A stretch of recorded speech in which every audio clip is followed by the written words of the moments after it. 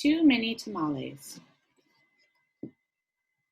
Snow drifted through the streets, and now that it was dusk, Christmas trees glittered in the windows.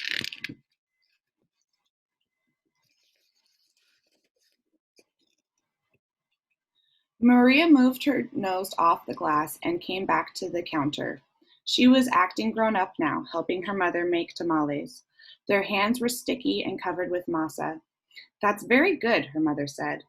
Maria happily kneaded the masa. She felt grown up wearing her mother's apron. Her mom had even let her wear lipstick and perfume.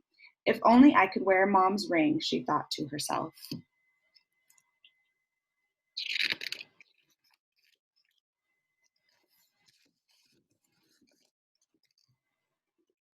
Maria's mother had placed her diamond ring on the kitchen counter. Maria loved that ring. She loved how it sparkled like their Christmas tree lights. When her mother left the kitchen to answer the telephone, Maria couldn't help herself. She wiped her hands on the apron and looked back at the door.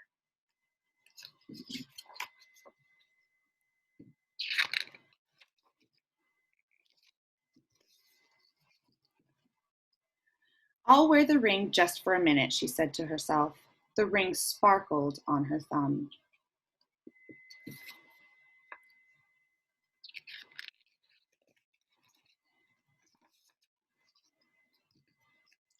Mom returned to kneading the masa, her hands pumping and up and down. On her thumb, the ring disappeared, then reappeared in the sticky glob of dough. Her mother returned and took the bowl from her. Go get your father for this part, she said. Then the three of them began to spread the masa on 2 corn husks. Maria's father helped them by plopping a spoonful of meat in the center and folding the husk. He then placed them in a large pot on the stove. They made 24 tamales as the windows grew white with delicious smelling curls of steam.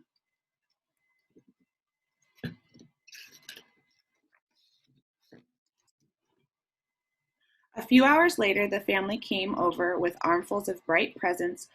Her grandparents, her uncle and aunt, and her cousins Dolores, Teresa, and Danny. Maria kissed everyone hello. Then she grabbed Dolores by the arm and took her upstairs to play with the other cousins, tagged along after them.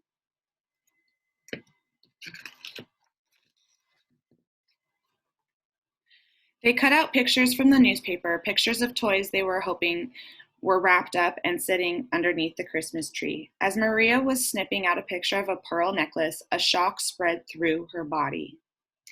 The ring, she screamed. Everyone stared at her. What ring? Dolores asked. Without answering, Maria ran to the kitchen.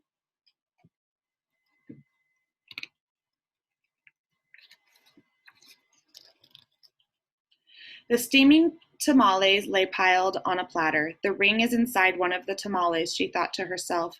It must have come off when I was kneading the masa. Dolores, Teresa, and Danny skidded into the kitchen behind her. Help me, Maria cried. They looked at each other. Danny piped up first. What do you want us to do? Eat them, she said. If you bite into something hard, tell me.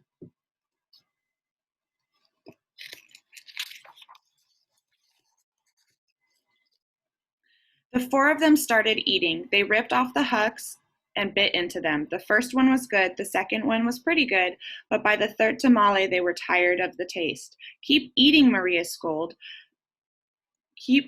Corn husks littered the floor. Their stomachs were stretched till they hurt, but the cousins kept eating until only one tamale remained on the plate.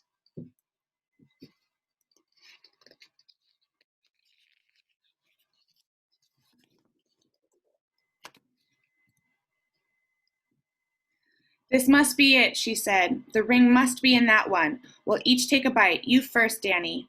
Danny was the youngest, so he didn't argue. He took a bite. Nothing. Dolores took a bite. Nothing. Teresa took a big bite. Still nothing.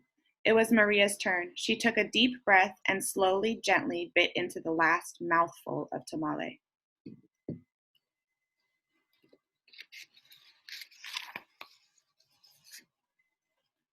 Nothing. Didn't Any of you bite something hard? Maria asked. Danny frowned. I think I swallowed something hard, he said. Swallowed it, Maria cried, her eyes big with worry. She looked inside his mouth. Teresa said, I didn't bite into anything hard, but I think I am sick. She held her stomach with both hands. Maria didn't dare look into Teresa's mouth. She wanted to throw herself onto the floor and cry. The ring was now in her cousin's throat, or worse, his belly. How in the world could she tell her mother? But I have to, she thought.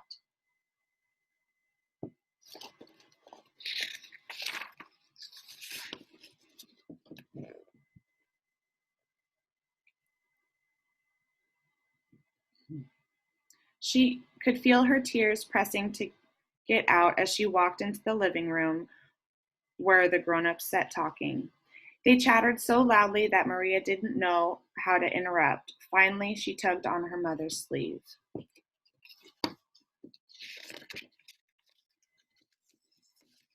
What's the matter? Her mother asked. She took Maria's hand. I did something wrong, Maria sobbed. What? Her mother asked. Maria thought about the beautiful ring that was now sitting inside Danny's belly and got ready to confess. Then she gasped. The ring was on her mother's finger, bright as ever. The ring! Maria nearly screamed. Her mother scraped off a flake of dried masa. You were playing with it? She said, smiling gently.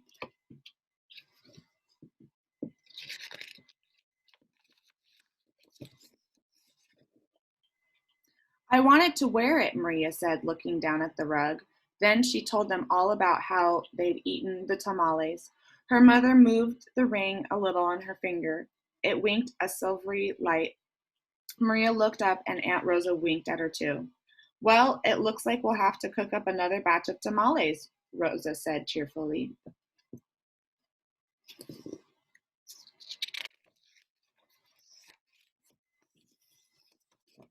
Maria held her full stomach as everyone filed into the kitchen, joking and laughing. At first, she still felt like crying as she kneaded a great big bowl of masa next to Aunt Rosa. As she pumped her hands up and down, a leftover tear fell from her eyelashes into the bowl and for a second rested on her finger, sparkling like a jewel. Then Rosa nudged her with her elbow and said, Hey, Nina, it's not so bad. Everyone knows that the second batch of tamales always tastes better than the first, right? When Dolores, Teresa, and Danny heard that from the other side of the room, they all let off a groan the size of 24 tamales.